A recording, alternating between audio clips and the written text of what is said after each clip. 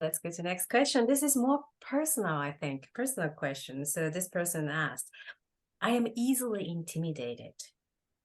Do you think if I practice your teaching, I can fix this tendency or personality? I would say that's an interesting question, because this is deeper than that, and it usually will have a positive impact on that aspect, on being intimidated, which is really based in fear. So many people are, I would say all egos are terrified. I would say everybody. Let me be clearer. Every human being is terrified. Really. And because the ego, somehow it says I, and it creates this idea of a separate me, and it knows that it's not going to survive. It knows that this body will die. And so it's already afraid and terrified. It also is all about survival. So it's about control, controlling your environment, controlling people to make sure you survive, make sure you're not injured, make sure you're not killed, make sure you don't fail.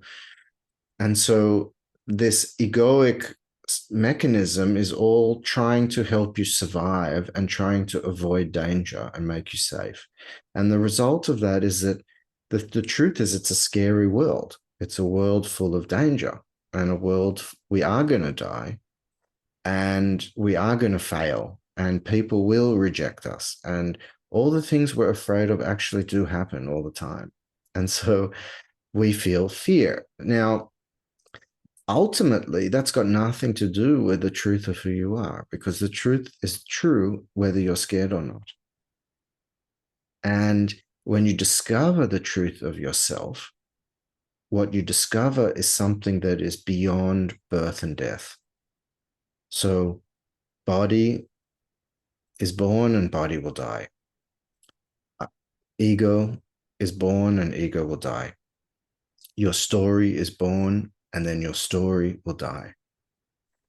Eventually, even the greatest story, even the story of Genghis Khan, or the story of the greatest American president, or whatever it is, in 10,000 years, where will it be? In 1,000,000 years, where will it be? In 10 billion years, which universe goes on that long, so it's going to happen. And so it's all impermanent. It's all comes and goes, but there's something here that doesn't come and go. There's something here that contains all of the coming and going. There's a consciousness, a presence, an awareness. And this consciousness, if you feel into it, if you investigate it and you look and see how old is consciousness, when was consciousness born, when will it die, you start to notice. I don't know if you can do that now, Yuko, but now I'm interviewing you. Before that you can do it, but before that I have a very, beginner's question. The survivor's instinct, I have to eat in order for me to be alive, I have to drink water, I have to avoid accidents. Those things are necessary, right? Very much, yes. Not just necessary, but they happen already quite naturally. So quite naturally, you drink water when you're thirsty. Quite naturally, when you're hungry, you go find food. Quite naturally, if there's a bus coming, you jump out of the way. So I don't have to think about it. You don't have to think about it. That's true.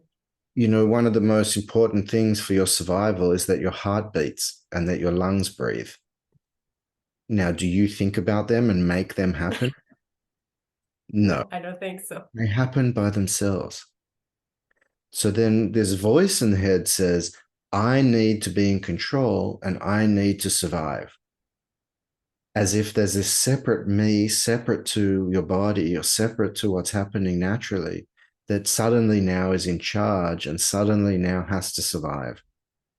And then you get scared because how do I do it? I see. Now I see how to detect it. Yeah, As soon as it's in your head thinking about it, that's not unnatural. If that's right. that happens without thinking about it, that's natural. That's So right. let it happen. That's right. And also, there's this background fear that is here when nothing's happening. So I remember going to Japan. I went to Kyushu to a Zen monastery. And, it was 5:30 in the morning and the birds were starting to wake up and we're in the forest and meditating on the tatami mats. And it's just beautiful and peaceful and nothing's happening. And I'm feeling this intense terror, this intense fear like I'm going to die. And I knew this is the ego's fear. This is the terror of, I don't know what to do. I'm in charge. I'm separate. I'm a separate being in like a small fish in a big pond with sharks. And I need to figure out how to survive. So you can see that just sitting there in the monastery, totally safe, nothing going on, just meditating, and there's fear. So that's not natural survival fear. That is egoic survival fear. So when that fear hits, like for example, in your, tatami room in Kyushu, when that fear hits, what did you do? What can we do? Open to it. Say yes. Be Quite scary. It's very scary, but it doesn't matter. Fear is not, you don't have to be afraid of the fear. Fear is harmless. It's just an energy. In fact, you can take the label fear off it, so you don't call it fear. Then what? What is it? Then it's just an energy.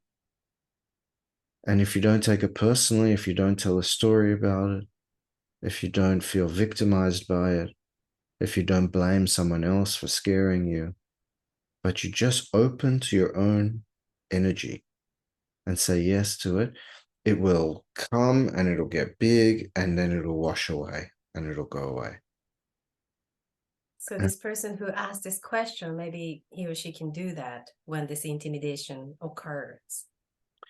Yes, but what I would say to them is that they have to know what they really want, because you have to, at this point, if there's a lot of intimidation, it's most likely that your life has been dedicated to survival, to being safe, to being liked. And so Being liked. yeah, that's because then, you want to be liked. It's still survival. It's then group survival. I want to be liked. If they don't like me, I get kicked out of the group and I won't survive.